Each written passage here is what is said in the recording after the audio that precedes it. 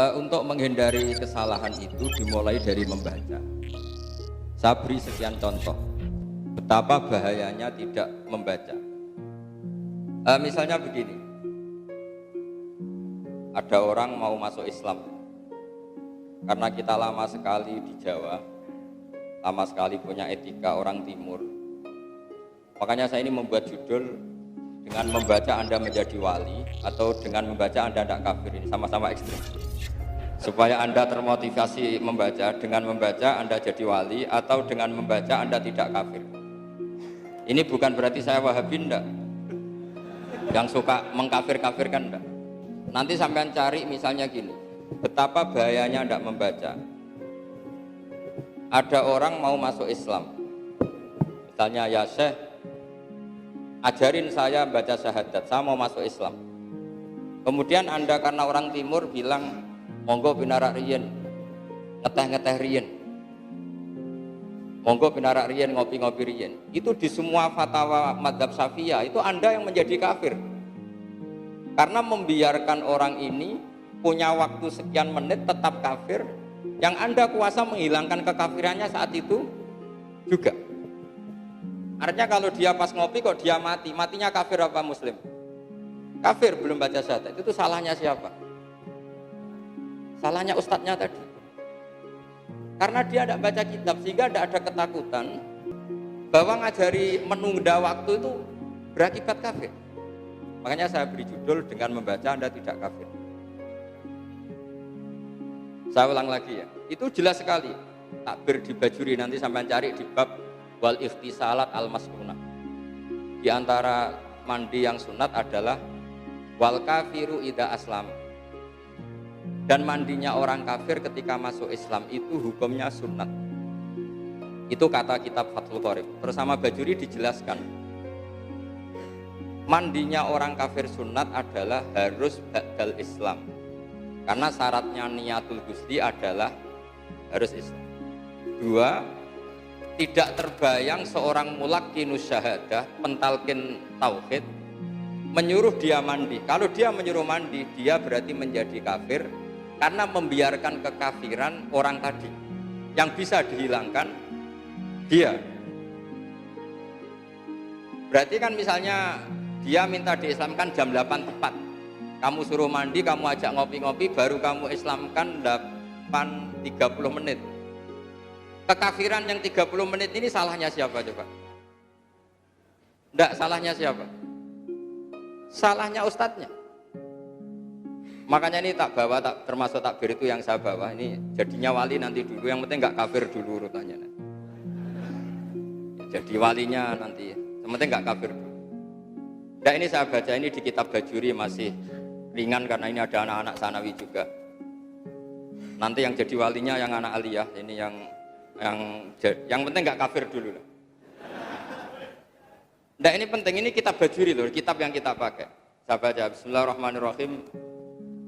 Saya baca ya, wal kafiru idza aslama. Lakin itlaqul kafiri alaihi khina idin majazun bi itibari makana.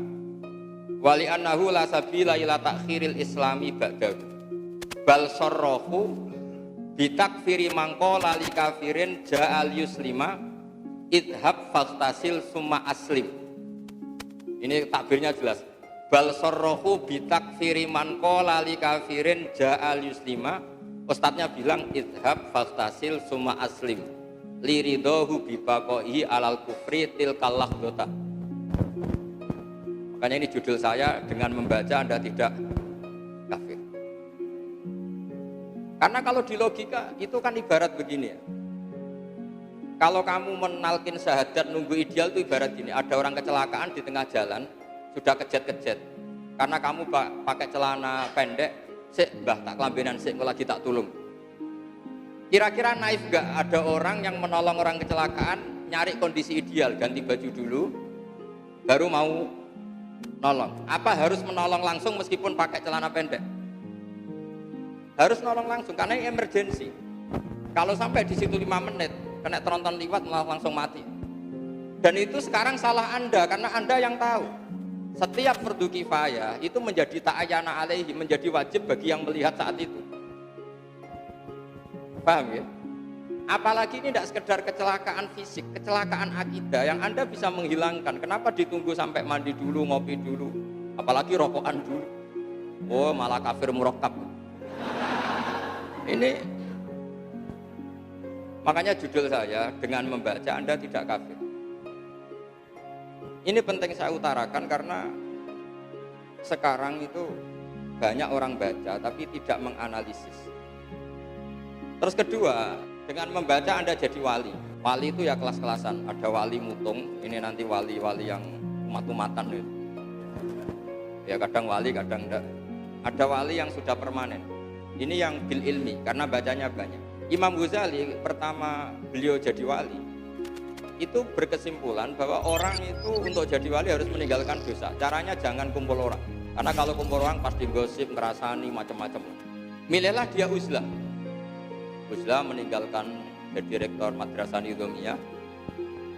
Terus beliau hanya bawa masyhur itu, bawa benang sama jarum sama timba. Pikiran beliau ini nanti dipakai alat sholat. Ya sudah, beliau di hutan gitu. Nah ini judulnya dengan baca Anda jadi wali.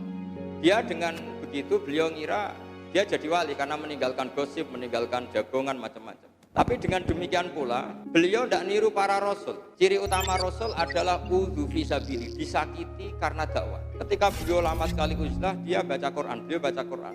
Lalah pas yang dibaca itu ayat hatta idastai asar rusul wa dhannu annahum qad kudzib. Ada yang sebagian qiraah qad kudzib, sama-sama sabah. Sehingga ketika Rasul itu sudah agak-agak putus asa dan mereka yakin kudzibu, didustakan, disalahpahami. Terus Imam Ghazali mikir, kiai kok delik, jare warasatul anbiya. Nak delik sing musuhi sapa? Yang mendustakan siapa? Ora ono wong. Anane Mukjin Aladin. Sehingga dia pulang. Jadi ciri utama Rasul itu ono wong ra percaya. Makanya sekarang banyak santri yang enggak percaya itu masih mirip Rasul. Enggak miripnya karena enggak dipercayane mergo kesuwen bodoni. Lah itu yang mari gak mirip.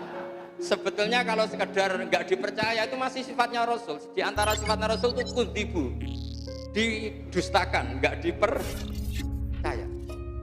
Makanya kalau sampai nanti ngiyai orang enggak yakin Anda alim, itu masih kayak Rasul. Kalau Anda alim betul, kalau Anda ada alim betul itu yang masalah. Terus ciri utama Rasul lagi itu wa'udhu fisabili, disakiti. Disakiti itu kecewa, ngempet, macam-macam. Akhirnya Imam Ghazali pulang beliau ngiyai sudah siap disakiti, disalahpahami macam-macam. Dengan membaca Anda jadi wali. Coba andaikan Imam Ghazali tetap di hutan, beliau tidak akan warasatul anbiya karena tidak mengalami kudzibu, tidak mengalami udhu fisabili, disakiti. Coba kalau Anda tidak baca, mungkin Anda tidak tahu itu. Mira kalau sudah uzlah itu hebat, terbebas dari dosa, terbebas dari barokahnya membaca, lagi-lagi itu tertolong.